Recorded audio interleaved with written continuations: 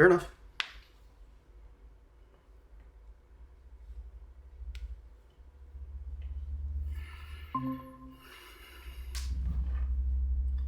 Hi. Hey, how's it going? Good. How are you doing, man? Doing good.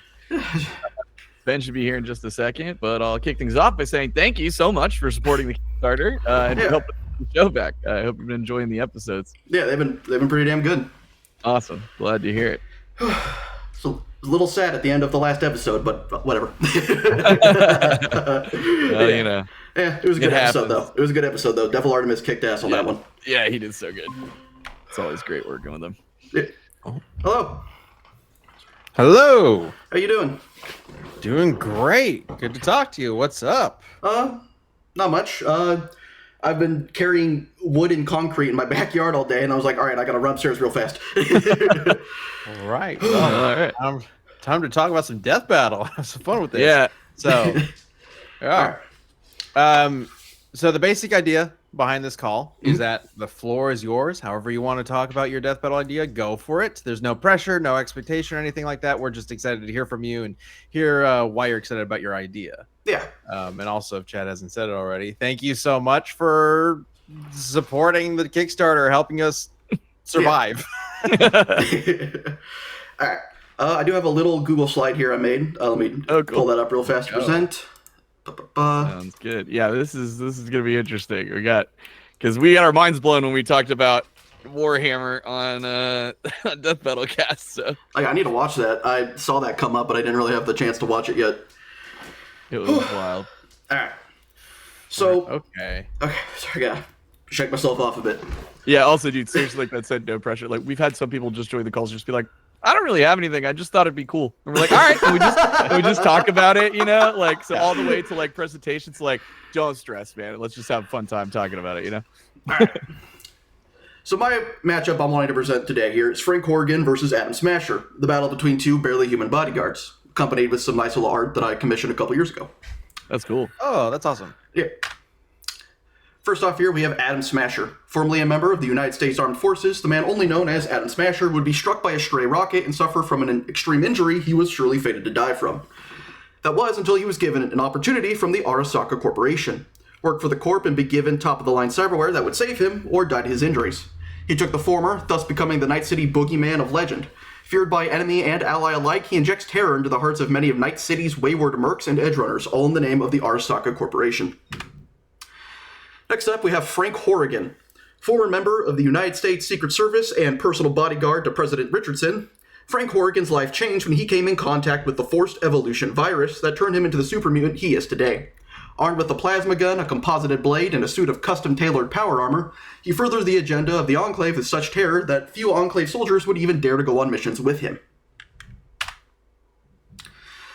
Some of Adam's gear we have is a modified Kang Tao L69 smart shotgun with explosive rounds that track the target, a shoulder-mounted rocket launcher, a Militech Mark 31 heavy machine gun, a heavily modified Dragoon full-body conversion, which if you want to know what that looks like, it's just his entire body.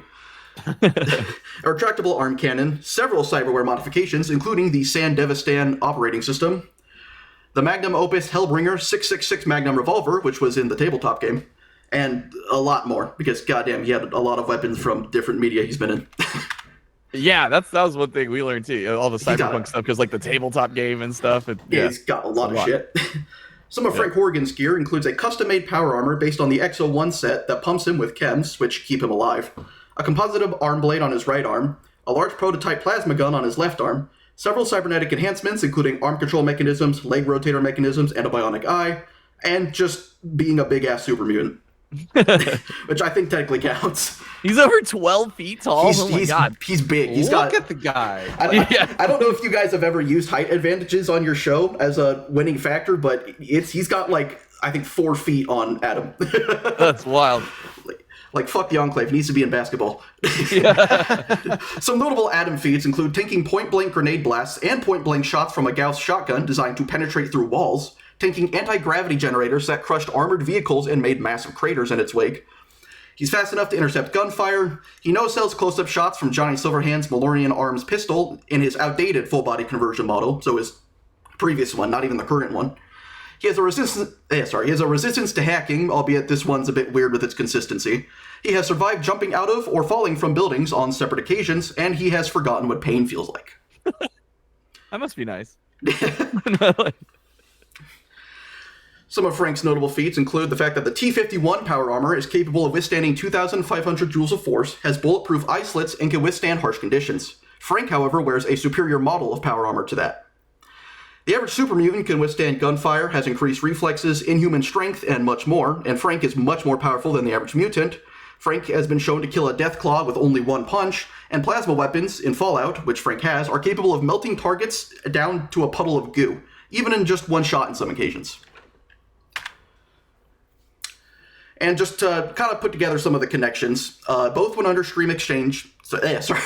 both went under extreme changes to their physical bodies. Both are bodyguards to the leaders of the antagonist groups of their series. Both were known for being sadistic and brutal even before they transformed. They have an infamous reputation even within their own groups. They're both the final bosses of their respective games, and you can't talk either of them out of this fight, and can only avoid combat with them via other means. Mm-hmm. Both have cybernetic enhancements. Both are really big. Both of them carry heavy weaponry. They've both served in the military, and they're both based in what remains of California. All right.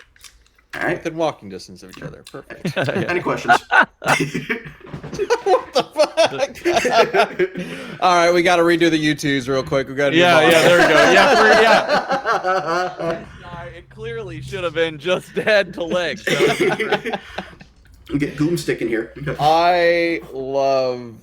I don't know. I love Atom Smasher just because of his name, but also like he seems like a perfect. Both of these characters really seem like perfect fits for Death Battle. I really do see it in my head for sure. I'm curious, like, do you see like do you have any sort of like ideas in your head of like how of like a scene you would want to see or like an interaction you would want to see? Ideally, I feel like the Enclave and Arasaka, if they were somehow in the same universe, they probably wouldn't like each other. So one of them would send the other to go fuck up their base of operations. Gotcha. In which then the other one would step in and be like, "What the fuck are you doing?" Idea I had, like, just as an example, is Frank Horrigan would be like stomping through Arasaka Tower in Night City, and he would quit, and maybe to like claim some blueprints or schematics for their cybernetics or whatever, and maybe he'd be like interrogating a high-ranking officer in the Arasaka building, asking where they could be or something like that. And when the Arasaka officer like insists he doesn't know, Frank goes to kill him, in which then Adam, similar to how he did in the Edge Runners anime or whatever, would like just step in with a Sandevistan and grab his hand or gun or whatever, and then the fight would start from there. And we can get like a bodyguard, right? Like makes great sense. for Frank to just look down and like, "What do you want, little man?" Can you imagine saying that to like Adam Smasher? You can get like a cool combination. Wait, which one is taller? Adam Smasher's 4 feet taller, right? Frank is 4 feet taller. Yeah, Frank is taller. taller. Yeah, so like, you can get like a cool combination of their famous dialogues. Have like Adam say like, "Who the fuck are you?" And then Frank can reply, "Me, Frank Horrigan. That's who." Yeah. So you can get like a little fan service moment in there, but it would be something like that. Cool. Who do you think wins, or who would you want to win? So, who I want to win? I guess I lean a bit more towards Smasher, but I find it cool no matter who wins. Gotcha. Who I think would win? I definitely give it to Adam, for the big reason is, I don't know if you noticed, is that I have to admit this hurts my argument a bit for why this should be an episode. But Adam's, a lot of his scaling was his own feats, and a lot of Frank's stuff was other things. Because admittedly, Adam's been in plenty of things, an anime, the video game, the tabletop game. Frank has only been in Fallout 2 and has never been mentioned or appeared in any other games outside of crossovers. So while you can definitely like compare him to other super mutants who have done pretty crazy feats, maybe outside of intelligence, and compare to like the weapons and armor he has, there's not a lot of his own feats. Like the Deathclaw punching one was kind of one of the few times I've been able to really compare something he did. There's probably others, but I mean, I feel like Fallout's pretty consistent throughout all its different iterations and versions anyway, except for maybe one or two here. That there would be still stuff that we could bring in from the other games and series and things like that. But so I don't know if it would necessarily be like one has just way more to work with, but that totally makes sense. But also, my understanding of Atom Smasher is that he's been in a few different things, but he kind of just pops up every now and then, and isn't like always a part of the story or anything like that, right? Yeah, in the original tabletop game, he is very infamously the kind of character the game master would bring out when he's like, you know what, I'm fucking sick of you players. Kill them. Yep. I'm done with this campaign. Kill these people. Kind of character. It's just the Terminator coming in to drive people away. Yeah.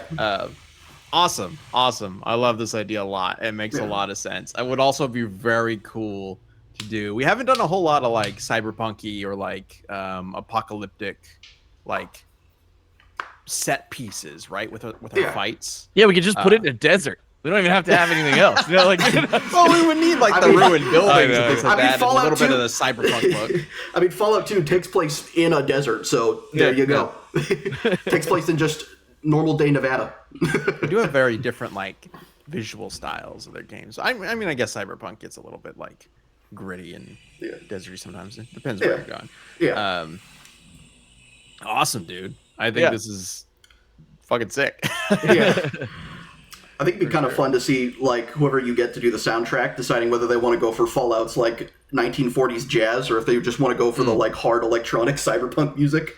Well, that's what I was thinking. Like, a fun blend of those would be really cool. Oftentimes we try to do a blend and kind of mix. So electronic jazz is a thing. Ooh. It's actually really dope. And I think that's probably what we would go for. Is sort of like a Eurobeat jazz? I don't know. Exactly. Maybe not, but no, we'll see these guys on Eurovision, I promise. Dubstep. I don't know exactly how it would all turn out, but there's definitely some great like electronic like swing and things that I'm sure would be great to include. Yeah. I think cool. This is cool. Yeah, no, I get it for sure. I didn't realize they had so many connections too, so that's awesome. Oh yeah, they're definitely, I think, the best for each other when it comes to a fight. Yeah, makes sense. I think I've seen Atom Smasher versus like Nemesis or something like that, and I was like, I don't know. I mean, I guess I kind of see it, but like this is definitely, I definitely see it for sure. Awesome. Real quick, if you want to, you don't have to do this, but if you want to send us this PowerPoint, feel free to send it to an email. Will pop up in the chat in just a minute. That one right there. All right. You can send that PowerPoint to that chat if you'd like, and that way we could reference it later on. But you don't have to, just an option. But thank you, not just for the support for the Kickstarter and everything, but also for an incredible presentation and idea. That was very fun. It's been great talking to you. Yep. Cool. Really quick, I assume this is like the end of this. I did have one kind of question I wanted to ask you guys real fast. Sure. Somewhat unrelated. I'm sorry I waste your time with this. No, you're good. I was at the like in-person event in Texas to watch Omni-Man versus Bardock, and no hyperbole or exaggeration or anything, that was some of the most fun in my life I have ever had, and I wanted to ask if you guys would ever consider doing something like that again. Well, that's amazing to hear, first of all. And yeah, it's definitely something we've talked about. Right now, we're really focused on keeping the death metal machine going. But we had a blast, and a lot of us have a background in putting on events and stuff too. So like, we had so much fun, and we were blown away by how many people came out from like flew or drove and we're like, whoa, okay, this is cool. So yeah, it became way more than we were expecting at all. So like, thank you for being there. And yeah, I mean, I think we had a great time too, and I think we'd all really like to do something like that again. I don't know what exactly it would like turn into or what it would look like, but it's definitely something we've sort of briefly talked about, like as a potential thing we do again in the future. So no like locked in plans just yet, but like we'd like to, absolutely. Yeah. It's not off the table, and frankly, it's just like off the side of the table when it's ready for whenever we can do it. We want to bring it back on the table. So Nice. Cool. Well, we got to hop to another pitch call, but it was great talking with you. And again, I thought you looked familiar, so that's why I gave you a drawing. Oh yeah, dude. Wait, do you have it? You still have it? Oh shit! Oh my god! Oh my gosh! Incredible. Of course. I'm super flattered by that. Oh my god! It's awesome. Literally right here. Yeah, right above my camera. All right, we do have to get to another call right now. I'm sorry, I took up too much of your time. You guys you're good. You're good. It was great talking to you, man. Have a good one. See you again. Bye. Bye.